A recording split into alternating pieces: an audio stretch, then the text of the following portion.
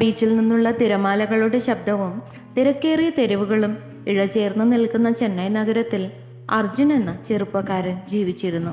ചെറുപ്പം മുതലേ ടെലിവിഷനിൽ കണ്ട നായകന്മാരിൽ നിന്നും MA ചിദംബരം സ്റ്റേഡിയത്തിൽ ഇരുമ്പുന്ന ജനക്കൂട്ടത്തിൽ നിന്നും പ്രചോദനം ഉൾക്കൊണ്ട് ഒരു പ്രൊഫഷണൽ ക്രിക്കറ്റ് കളിക്കാരനാകാൻ അർജുൻ സ്വപ്നം കണ്ടു.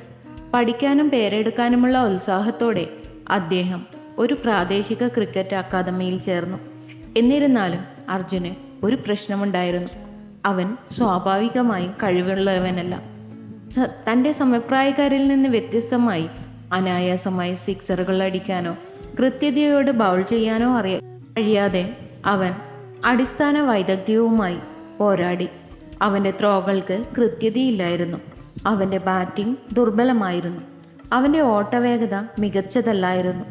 മറ്റുള്ളവർ അനായാസമായി മികവ് പുലർത്തുന്നതായി തോന്നിയപ്പോൾ അർജുൻ സ്വയം പിന്നിലാണെന്ന് കണ്ടെത്തി പ്രധാനപ്പെട്ട മത്സരങ്ങളിൽ പലപ്പോഴും ബെഞ്ചിലേക്ക് തരം താഴ്ത്തപ്പെട്ടു. എത്ര കഷ്ടപ്പെട്ടിട്ടും തളരില്ല എന്ന ഉറച്ച തീരുമാനത്തിലായിരുന്നു അർജുൻ. പരിശീലനത്തിനും പരിശീലന വീഡിയോകൾ കാണാനും പരിശീലകരിൽ നിന്ന് ഉപദേശം തേടാനും അദ്ദേഹം അധിക മണിക്കൂറുകൾ ചെലവഴിച്ചു. കഠിനാധ്വാനം തൻ്റെ സ്വാഭാവിക കഴിവുകളുടെ അഭാവം നികത്തുമെന്ന് അദ്ദേഹം പ്രതീക്ഷിച്ചു. പക്ഷേ പുരോഗതി മന്ദഗതിയിലായിരുന്നു. ഫലങ്ങൾ പലതും നിരുത്സാഹപ്പെടുത്തുന്നതായിരുന്നു. ബെഞ്ച് വാമർ എന്ന് വിളിച്ച് സഹതാരങ്ങൾ അവനെ കളിയാക്കി. ക്രിക്കറ്റിനോടുള്ള അവൻ്റെ അഭിനിവേശം ഒരിക്കലും വിജയത്തിലേക്ക് നയിക്കില്ലെന്ന് മാതാപിതാക്കൾ ആശങ്കപ്പെട്ടു. ഒരു സായാഹ്നത്തിൽ, പ്രത്യേകിച്ച് നിരാശാജനകമായ പരിശീലന സെഷന് ശേഷം, അർജുൻ ക്രിക്കറ്റ് മൈതാനത്ത് ഒറ്റയ്ക്ക് ഇരുന്നു. ഇരുണ്ട ആകാശത്തേക്ക് നോക്കി. കയ്യെത്തതായി തോന്നുന്ന ഒരു സ്വപ്നത്തെ പിന്തുടരേണ്ടതുണ്ടോ എന്ന് ഉറപ്പില്ലാതെ അയാൾക്ക് പരാജയപ്പെട്ടതായി തോന്നി. അവിടെ ഇരുന്നപ്പോൾ ഒരു വൃദ്ധൻ അവൻ്റെ അടുത്തേക്ക് വന്നു. ജ്ഞാനത്തിനും ജീവിത പാഠങ്ങൾ പഠിപ്പിക്കുന്നതിലുള്ള അതുല്യമായ സമീപനത്തിനും പേരുകേട്ട സന്യാസിയായ മാസ്റ്റർ ശ്രീനിവാസ് ആയിരുന്നു അത്. എന്തിനാണ് യുവാവെ നിങ്ങൾ ഇത്ര വിഷമത്തോടെ കാണുന്നത്? മാസ്റ്റർ ശ്രീനിവാസ് ചോദിച്ചു. അദ്ദേഹത്തിൻ്റെ ശബ്ദം സൗമ്യമായിട്ടും അധികാരം നിറഞ്ഞതായിരുന്നു. അർജുൻ നെടുവീർപ്പിട്ടു. ക്രിക്കറ്റിൽ ഞാൻ അത്ര നല്ലവനല്ലെന്നും അദ്ദേഹം പറഞ്ഞു.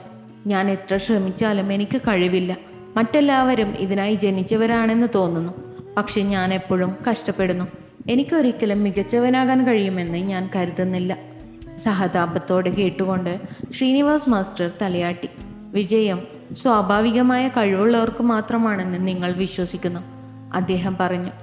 എന്നാൽ ഞാനൊരു കഥ പറയാം. മാസ്റ്റർ ശ്രീനിവാസ് അർജുനെ പാർക്കിലൂടെ നടക്കാൻ ക്ഷണിച്ചു.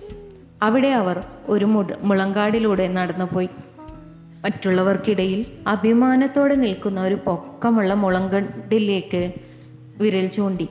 ഈ മുള കണ്ടോ? ശ്രീനിവാസ് മാസ്റ്റർ ആവശ്യപ്പെട്ടു. ഇത് ഉയരവും ശക്തവുമാണ്. പക്ഷേ ഇതിൻ്റെ യാത്ര ആരംഭിച്ചത് വർഷങ്ങളോളം കാണാതെ വളർച്ചയോടെയാണ്. മുള ആദ്യത്തെ കുറച്ച് വർഷങ്ങൾ ഭൂമിക്കടിയിൽ സങ്കീർണമായ ഒരു റൂട്ട് സിസ്റ്റം വികസിപ്പിക്കുകയും അതിൻ്റെ അടിത്തറ ശക്തിപ്പെടുത്തുകയും ചെയ്യുന്നു. മറ്റു സസ്യങ്ങളെപ്പോലെ അത് ഉയരുന്നില്ല. പക്ഷേ ഒടുവിൽ അത് ഉയർന്നു വരുമ്പോൾ അത് വേഗത്തിലും ശക്തമായും വളരുന്നു. രൂപകത്തിൽ കൗതുകത്തോടെ അർജുൻ ശ്രദ്ധയോടെ കഥ കേട്ടു. ഒളിഞ്ഞിരിക്കുന്ന വളർച്ചയുടെയും അദൃശ്യമായ പ്രയത്നത്തിൻ്റെയും അടിസ്ഥാനത്തിൽ അദ്ദേഹം ഒരിക്കലും വിജയത്തെക്കുറിച്ച് ചിന്തിച്ചിരുന്നില്ല. വിജയം എല്ലായ്പ്പോഴും പ്രതിഭകളെക്കുറിച്ചല്ല, മാസ്റ്റർ ശ്രീനിവാസ് തുടർന്നു. ഇത് സ്ഥിരോത്സാഹം, സഹിഷ്ണുത, മറ്റുള്ളവർ കൈവിടുമ്പോൾ മുന്നോട്ട് പോകാനുള്ള കരുത്ത് എന്നിവയെക്കുറിച്ചാണ്. മറ്റു സസ്യങ്ങൾ എത്ര വേഗത്തിൽ വളരുന്നു എന്നതിനെക്കുറിച്ച് മുള വിഷമിക്കുന്നില്ല. അതിൻ്റെ സമയം വരുമെന്ന് അറിഞ്ഞുകൊണ്ട് അതിൻ്റെ വേരുകൾ നിർമ്മിക്കുന്നതിൽ ശ്രദ്ധ കേന്ദ്രീകരിക്കുന്നു. നിങ്ങളും അങ്ങനെ ചെയ്താൽ സ്വാഭാവിക കഴിവുകളില്ലാതെ പോലും നിങ്ങൾക്ക് മഹത്വം കൈവരിക്കാൻ കഴിയും. അർജുൻ പ്രതീക്ഷയുടെ തിളക്കം അനുഭവിച്ചു. സ്വന്തം യാത്രയിൽ ശ്രദ്ധ കേന്ദ്രീകരിക്കാതെ മറ്റുള്ളവരുടെ നേട്ടങ്ങളെ അടിസ്ഥാനമാക്കിയാണ് താൻ തൻ്റെ മൂല്യം അളക്കുന്നതെന്ന് അദ്ദേഹം മനസ്സിലാക്കി.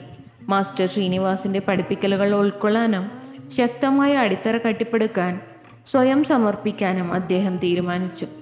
അത് ആദ്യം മുതൽ ആരംഭിക്കുന്നതാണെങ്കിലും തുടർന്നുള്ള മാസങ്ങളിൽ അശ്രാന്ത പരിശീലനത്തിനും സ്വയം മെച്ചപ്പെടുത്തലിനും അർജുൻ സ്വയം പ്രതിജ്ഞാബദ്ധനായി.